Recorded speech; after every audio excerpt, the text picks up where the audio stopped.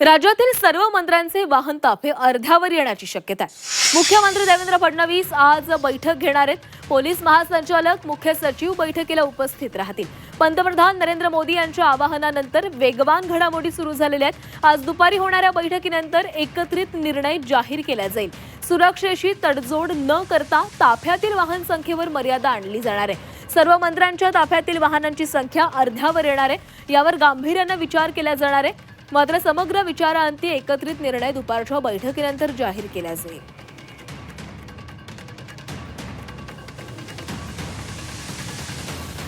राज्यातील सर्व मंत्र्यांचे वाहन ताफे अर्ध्यावर येण्याची शक्यता आहे। मुख्यमंत्री देवेंद्र फडणवीस आज या संदर्भात बैठक घेणार आहेत। पोलीस महासंचालक, मुख्य सचिव या बैठकीला उपस्थित राहतील।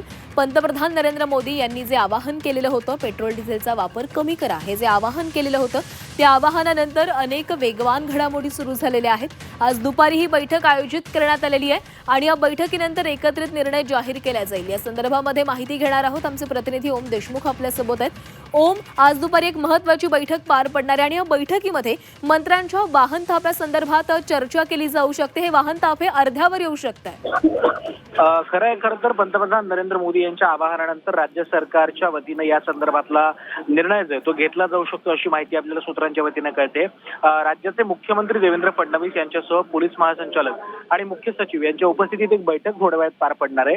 या बैठकीनंतर खऱ्या अर्थानं सुरक्षेशी कुठलीही तडजोड होणार नाही, या सगळ्या गोष्टींचा विचार करून एक निर्णय जो आहे तो जाहीर केला जाणार आहे। राज्यातल्या मंत्रिमंडळातील सर्व मंत्र्यांच्या ताफ्यातल्या वाहनांची संख्या अर्ध्यावर येणार असून या संदर्भातला विचार सरकारकडनं केला जात असल्याची माहिती समोर आली आहे। त्यामुळे सुरक्षेचा दृष्टिकोन आणि पंतप्रधानांनी केलेलं आवाहन या सगळ्या गोष्टी लक्षात घेता एक विचारांती समग्र निर्णय घेण्याचा प्रयत्न सरकारकडनं केला जाईल। त्यामुळे दुपारी होणाऱ्या बैठकीत आता सर्वांचं लक्ष लागलंय या बैठकीत नेमका काय निर्णय होतोय आणि या सगळ्या गोष्टी लक्षात घेता नेमका कशा पद्धतीने निर्णय घेतला जातोय हे देखील पाहणं तितकंच महत्त्वाचं आहे। नक्कीच ओम, धन्यवाद दिलेल्या सविस्तर माहितीसाठी।